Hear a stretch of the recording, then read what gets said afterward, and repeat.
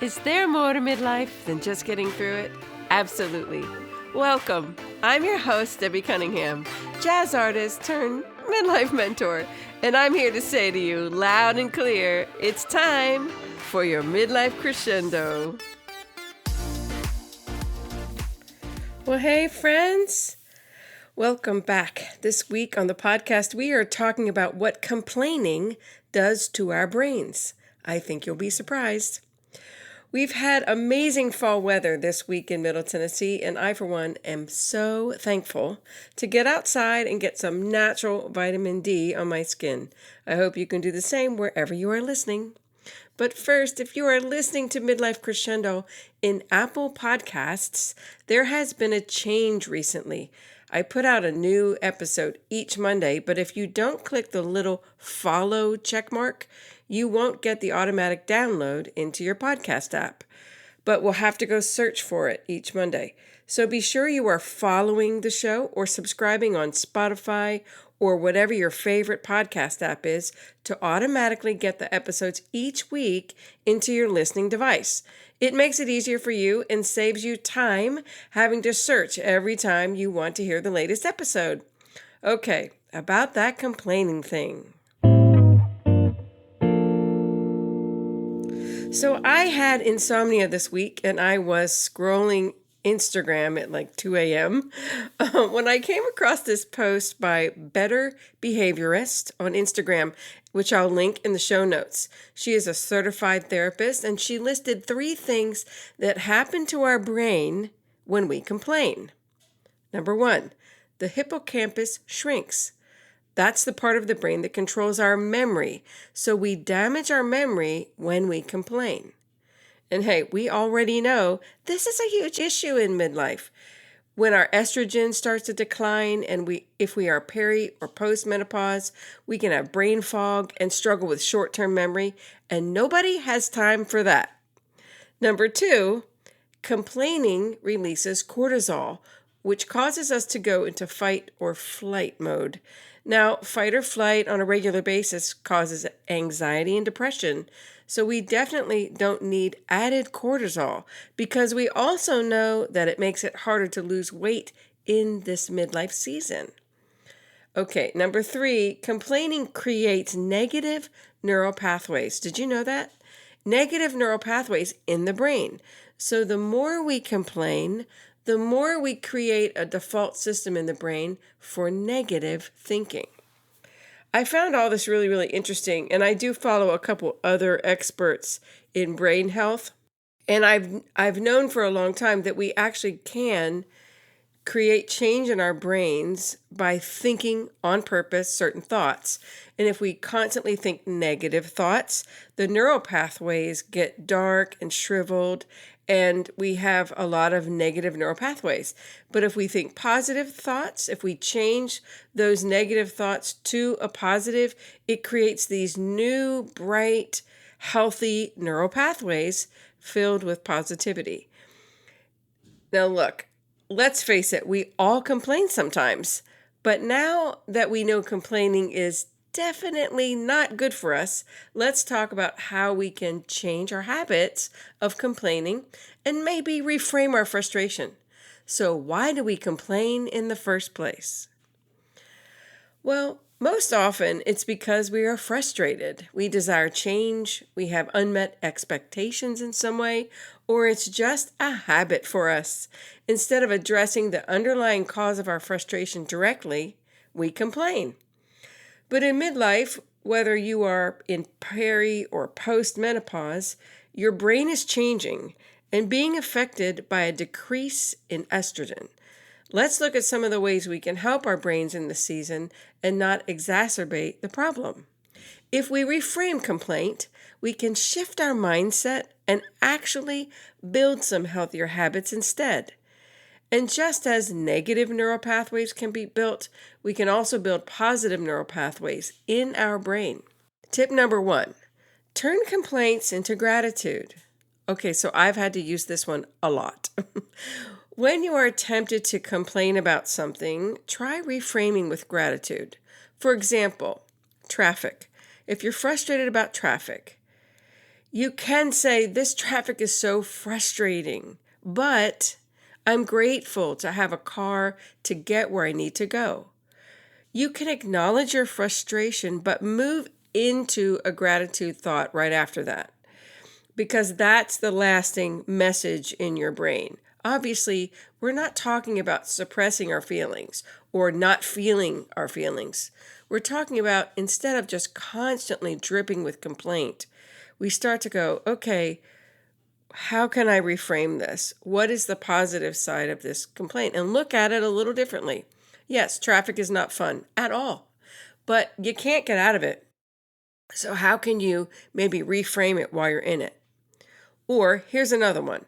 So, if after dinner dishes or kitchen cleanup is bugging you, you can be grateful that you have a family to share a meal with or enough food to eat.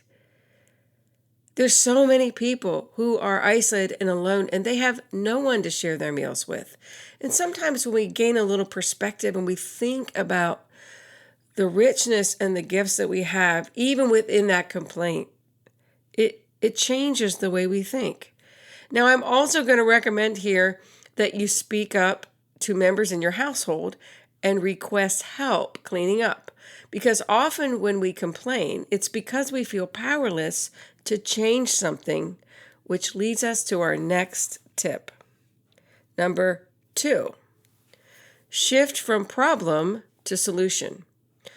Ask yourself this question: why is this bothering me? Or what is triggering this frustration? Is it just doing the dishes? Is it because you're doing it alone? Or because you feel disrespected? Or because you feel like you have to do all of the work? What is it that is frustrating and bothering you about this?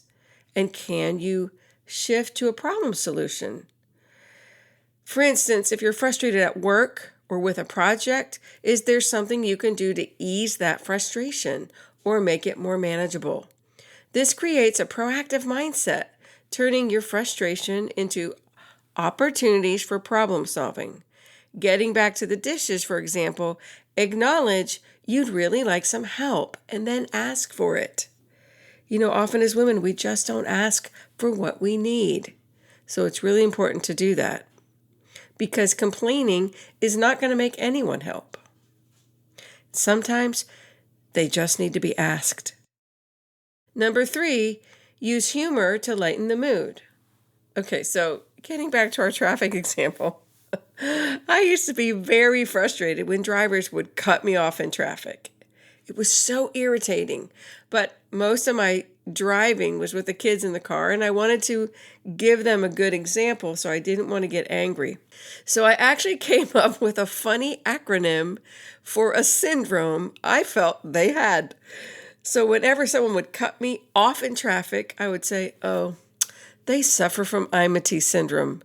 Literally, I would tell myself that they had this syndrome, which stands for I'm more important than everybody else. And I would laugh about it. The kids thought it was silly. And then we would just kind of go on from there instead of complaining. But it made it lighter. It made it funny. It helped me stay on the humor side of life because we're all in a hurry to go somewhere. So use humor to lighten the mood. And the next time you find yourself complaining, pause and give yourself some grace. And try a reframe. This is so great to teach your kids and grandkids too, for some of you. By implementing these reframes, you'll create new pathways in your brain to respond more positively to challenges instead of falling into the old patterns of complaining. And frankly, we're much more enjoyable to be around when we're not complaining all the time. Even the Bible says in Proverbs, it's better to live alone in the desert than to live with a complaining wife. Yikes! So listen, let's help ourselves by reframing our complaints and being a little bit more positive. Well, hey, I know it's been a short one today. I hope you enjoyed that little talk about what complaining does to our brains and actually what a reframe does to our brains. Because when we reframe something into a positive manner, it really does create new neural pathways of positivity, which helps you have a more positive response on a regular basis to things that are causing you stress or frustration. It's a great tool to learn. To end the show, I really wanted to give a shout out to some of my listeners who have been leaving reviews. And I'm going to read that to you. First of all, thank you so much, 5 Sweeties, for your review. This is what it says. Ladies, this podcast will keep you listening. No nasally grating voice, no endless minutes of rambling about nothing. Debbie Cunningham offers quality content for midlife women, covering everything from menopause to planning for retirement to pursuing your long-held dreams. Debbie's warm, soothing voice and engaging interview style are a much-needed addition to the podcast world. You won't regret the time you spend listening. Thank you, 5 Sweeties, for that review. I appreciate it so much. And another one by Ramona. I just finished listening. Debbie softly shakes us out of old patterns and invites us to climb out of our comfort zone. Loved that. Thanks so much, Ramona. I really appreciate those kind words. And I'm glad you guys are listening and that you're awakening to this new season of midlife. And I hope it's amazing and fabulous for you. Next week on the podcast, I promise we are going to have an interview. And in the several weeks ahead, we're going to be talking about forgiveness with difficult people. This is going to be a great episode as we all need to forgive and to be forgiven. So this will be a good one. And it's one that you requested when I put out my survey a long time ago. And another episode, we are going to have a special guest talking about healthy breast health coming up soon. And then we're going to be talking about addiction and caregiving and how those two sometimes can go hand in hand. So I'm really excited about that episode as well. So keep tuning in. Be sure to subscribe. And if you have the time, please review the podcast wherever you listen. It means so much to me and it helps other women find the show.